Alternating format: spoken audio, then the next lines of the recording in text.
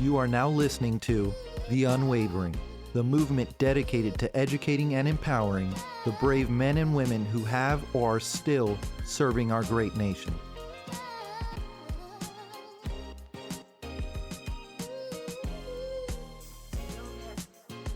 What's up, everyone? This is Kevin with another episode of The Unwavering.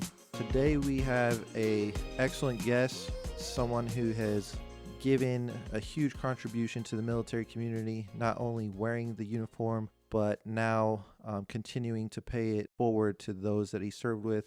So I'm super excited to have him on as guest. And at this time, I will go ahead and hand the mic over to Brendan and let him introduce himself. Thanks for having me, Kevin. My name is Brendan Duebner. I was a junior captain in the Army. I did my 4 years as an Army Field Artillery Officer. And now I'm a grad student at Wharton and the founder and CEO of Life Skills for Soldiers.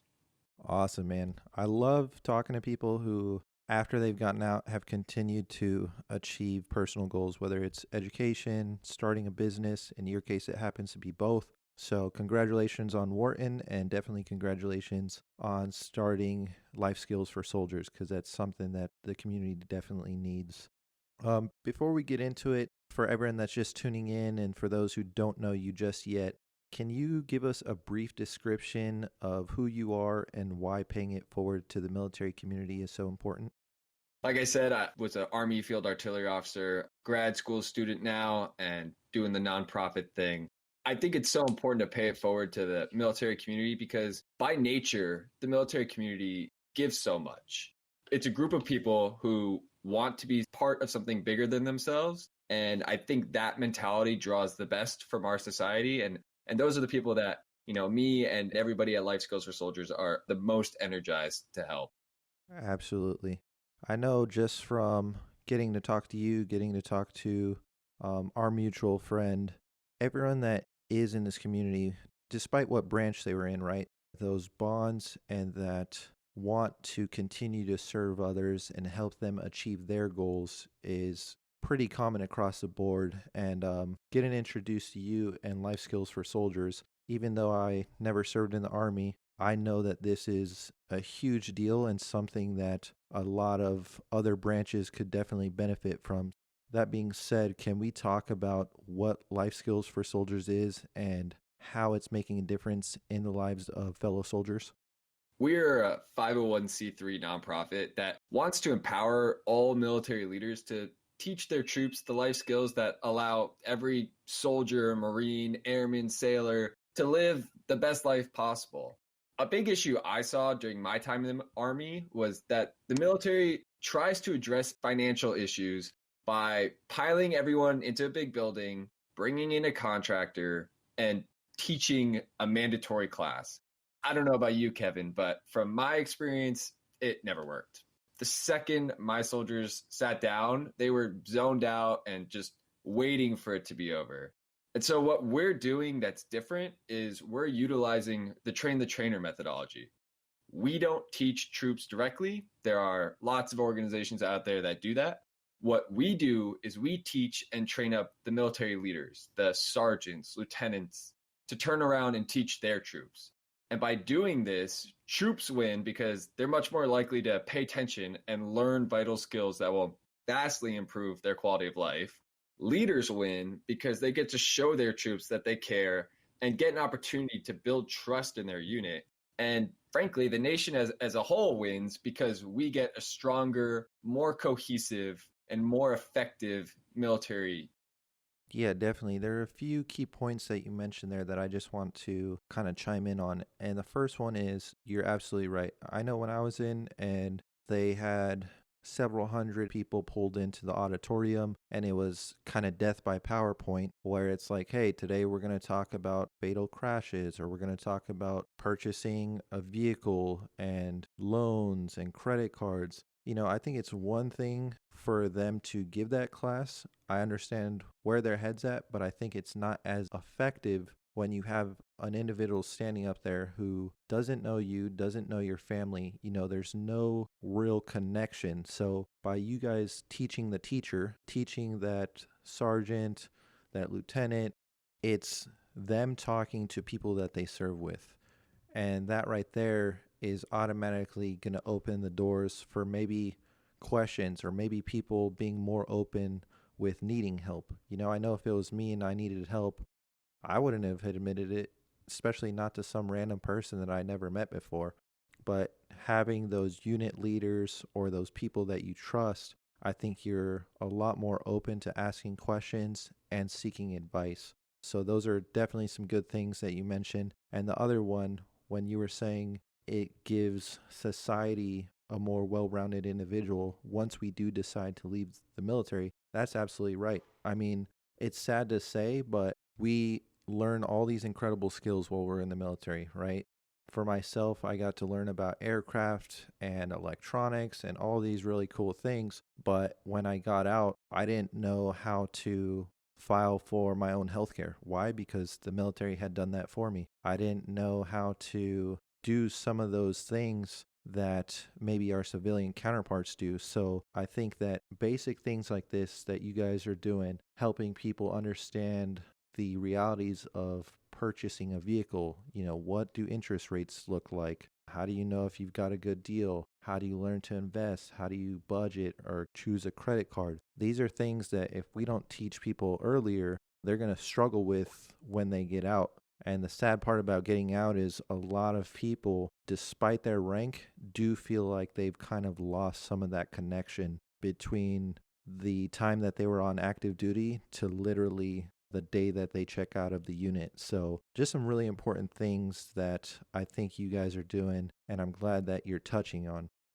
There are a lot of things where one size does not fit all. And I think that's especially true with the things that we generally need the most help with, financial advice. It could be even relationship advice. The things that are commonly messed up by service members are ones that are typically more difficult to talk about. So the idea that bringing in an outsider to teach these subjects and to, somehow break through with people, I think is a little naive. I think it's much more likely to find success if it is somebody that these troops see every day and somebody that they respect, somebody that once they know the troops' goal of you want to have $10,000 in the stock market by the time you're a specialist, once those leaders know that goal, they can help them stay accountable because, again, they see them every day. So I totally agree with you on that part. And on the second point, I think you hit the nail on the head. How many veterans end up homeless or end up committing suicide? Or, for a number of reasons. I'm not saying it's all because of lack of life skills, but I think if somebody has those foundational life skills, they are much more likely to be able to cope with any issues in their life. They are much less likely to run into things that are going to make their life more difficult, such as financial hardship, things like that. So even if you don't care so much that service members, while they're in, are more educated and more capable of leading the best life possible for themselves, as an American citizen, you should care because at the end of the day, we're all one team, man. When anybody isn't reaching their full potential, that in some small way hurts us all. Yep, 100%. Looking over your website, I was just doing some research after we had initially talked and kind of tried to understand a little bit more about what you guys do and the courses you offer. I know when you go to the website and you go to select the courses tab, you have a few different big ticket items that I mentioned earlier. So, budgeting, investing, choosing a credit card, buying a vehicle. Obviously, those can all be applied to the active duty service member, which, is a great focus, but it can definitely be applied after service. Can we talk about some of those courses in a little bit more detail, either ones that you've taught or maybe ones that your counterparts have taught and have had a tremendous impact on soldiers that you guys have worked with? The goal for all of our classes really is to get after those foundational skills that are going to have strong second and third order effects in somebody's life. If you're able to make a budget, you're more likely to have savings. If you're more likely to have savings, you're more likely to have the ability to invest. If you're more likely to invest, then you're more likely to accumulate wealth over time, right? So by hitting low on that totem pole, we believe that the ripple effect can be huge. So the things that we go over right now, which, as you mentioned, is how to invest, how to make a budget, how to buy a car, how to choose and use a credit card. And we want to continue making classes on the financial piece just because that is such a low hanging fruit in the military community. I think pretty much any veteran can tell you that. But we also want to expand to other things, such as basic nutrition, relationship advice, just those foundational things that can really help out. And we want to do more financial ones too. Our next class that'll be coming out is how to use your bonus. That's something that I saw personally. I don't know if you saw it too, Kevin, but soldiers not taking advantage of these bonuses that they get, which could have really great effects on them in the future. That's really kind of what we are focused on and what we do. Going back to the buying a car, and I know I'm harping on this, it's common across every single branch. It doesn't matter if you're enlisted, if you're an officer.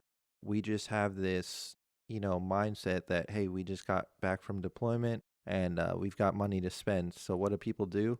They go out and they buy a car that is way outside their means, or perhaps they get taken advantage of at some of these dealerships. And I'm not saying anything negative, but I know from my time serving, I have met Marines who, while they were on TAD orders and they went to some random used car dealership and got an interest rate on a vehicle that was just astronomical.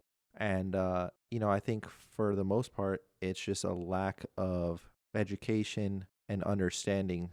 These young guys and girls walk in, maybe they're 18, 19, 21, maybe a little bit older. And this dealership says, oh, we've got this military special. It's this weekend only, blah, blah, blah. And so, sure enough, they sign the dotted line. They walk out purchasing a car that is already worthless once they walk off the lot. But over the duration of that loan, they're going to spend, 3 times what the vehicle's actually worth. That's why I think that this specific topic is so big. It may seem like such an ordinary thing to most, but it's those little things that really add up. And those simple financial mistakes that you make when you're young really do slow you down and cause a ripple effect later down the road. And again, going back to what you said about utilizing the bonuses, I know for myself in aviation, a lot of guys that I served with got bonuses for 20,000, 40,000, sometimes even higher depending on what time it was at and where they were located. The guys who received those bonuses while they were deployed to Afghanistan received it tax free. That's a significant amount of money that if you are smart with, you can grow over time and set yourself up for when you do transition out of the military. Absolutely. There's a screenshot that was going around social media a few months ago of a soldier who bought I forget the car model, but a car for $30,000. And the odds that this car is even worth $30,000 is slim. But the real issue was that they bought the car at a 33% interest rate. And when you did the math, they were going to pay something like $85,000 for this car that probably isn't even worth $30,000. That's going to cause a lot of financial strain, a lot of stress in that soldier's life. And it's ridiculous. These are the people who raise their right hand to do something, to be part of something bigger than themselves, to, potentially make a large sacrifice, maybe the ultimate sacrifice. And we're letting them make these silly mistakes that will affect them for probably a decade, maybe longer. And that's just something that we can avoid if the resources are out there and if we're able to do it. And I think we are. These are the things that really energize us, because by getting to that soldier before they make that decision, not only does that save them $80,000 when they're 18, 19, 20 years old, but it will give them so much flexibility down the road. And that might be the difference between them having the financial means to choose job A versus job B in the future. That might mean the financial stability to get married or not. It could mean so many things, but all of those options, the second that soldier or Marine or sailor airman signs the dotted line, it just disappear. And that's one thing that, again, we get amazing training while we're in the military, but simple things like knowing what's a good percentage to pay on a loan knowing how much I should be allocating of my income for a mortgage, simple things like that. We really need to sit down, evaluate, and again, do what you guys are doing and bring it down to the small unit leadership or people that you trust to have those conversations, because finance is one of those things that is a very intimate conversation that is still very taboo. And unless you get someone that you truly trust, you're not going to really divulge in those things, especially if it's in front of a crowd of, a couple hundred people in an auditorium. So you guys are definitely doing things that are different, something that should have been done a long time ago, in my opinion, but I'm glad you guys are stepping up to the plate and making a difference. Again, not just to those guys who are on active duty, but even those guys who are getting out. Huge difference that they're making. I think honestly, it's a problem for society in general. Financial skills, life skills, a lot of these things aren't taught in our school systems. They're not part of the curriculum at any point. And they're not taught by the military. And the military has a million things to teach you and to train you on. And I'm not saying, financial education needs to be high on that list or anything. That's why we want to come in and kind of help the military here. But I think it's just the combination of those two things. At no point in our formal education system, at least in the public school system in the United States, is there a thing about how to make a budget, how to invest. If you're an 18-year-old kid who's never been taught these things, and then you enlist, you go to training for however many months, and then all of a sudden you're released into the world with some freedoms at $5, $10, $15,000 in your pocket. What do you think is going to happen? Yeah, I am a perfect example of that. I joined the military directly out of high school, and exactly what you described is so true. Whether it was my general education during high school, my formal education while I was in the military, I was never really taught those things. Formalizing a budget, how to invest, things like that. I mean, later down the years, I met mentors along the way who did teach me about those things, and I'm definitely grateful, but I know that's not very common. So I think it needs to be something that we talk about more openly. And once we learn something that helps us succeed, make sure to pass that on to those who follow or those who are around us, because that's the only way that we make a difference is by opening doors for those that we serve with. So I'm glad that you mentioned those points. And talking about this being a resource, obviously today's episode, we're discussing lifeskillsforsoldiers.org and all the amazing things that your guys' nonprofit is doing. But with that idea of sharing and paying it forward, what are some other resources for military service members that either you or others have found to be pivotal in making their lives easier? I think there's a lot of organizations out there. The military actually pays for a lot of resources. I do remember having some really good handouts, and I liked how they went about things. Was Military One Source, actually.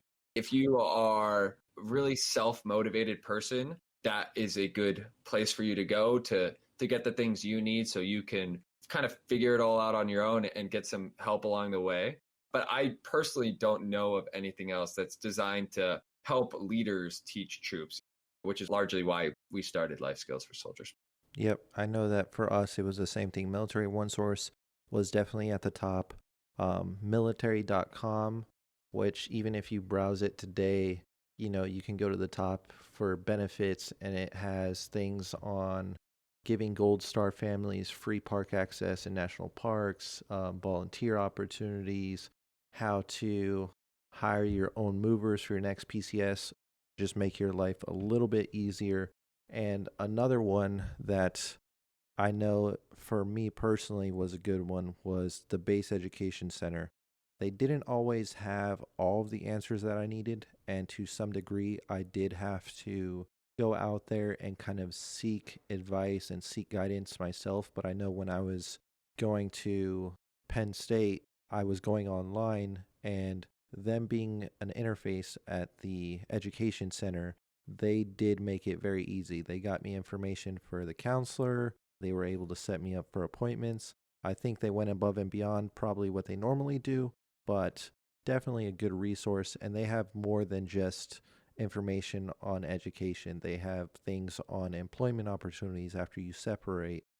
They know everyone when it comes to finances and investing and things like that. So there's a ton of different benefits out there, but make sure that you're just passing that on. That's the biggest thing I can say is if you find something that works and it's truly making a difference, make sure to pass it on because all of us are kind of in the same boat, whether we think about it or not.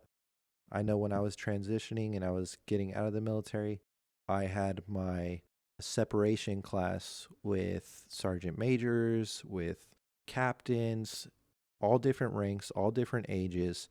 And really, we were all kind of in this same boat. I mean, sure, some of the older folks there that were a higher rank had a little bit more understanding, but some of them had never purchased a home. They've always lived in on base housing. So they couldn't tell me how to utilize the VA home loan, even though they had 10 years on me and were significantly higher in rank. So it doesn't matter what rank you are, how long you've served, we all need help in some way. And if there's a resource out there that can help you, just like Life Skills for Soldiers, definitely take advantage of it, share it, and help make a difference and make it easier for someone else. And lastly, as we come to an end of this episode, I just wanted to first off say thank you for your time, for kind of giving your experience, what you guys are doing, and sharing resources that you have found even outside of your own organization that have been helpful. That being said, can we go ahead and leave the listeners with how to contact you, your team, and how they can get involved? Of course. Well, first, I want to say, thanks for having me on and giving me this opportunity to spread the word and have this conversation. For those who are interested in reaching out to us, learning more about us, there's our website, www.lifeskillsforsoldiers.org. We've got an email, info@lifeskillsforsoldiers.org. And then for everybody out there, actually, this often seems to be the favorite, is you can just DM us on Instagram, Life Skills for Soldiers. Whatever is easiest, we're happy to talk over any medium. Awesome. Well, everyone, thank you guys for tuning in. Brendan, again, thank you and Life Skills for Soldiers for taking the time to chat with us. We definitely look forward to talking in the future and sharing, more courses that you guys develop. So thank you, and until next time.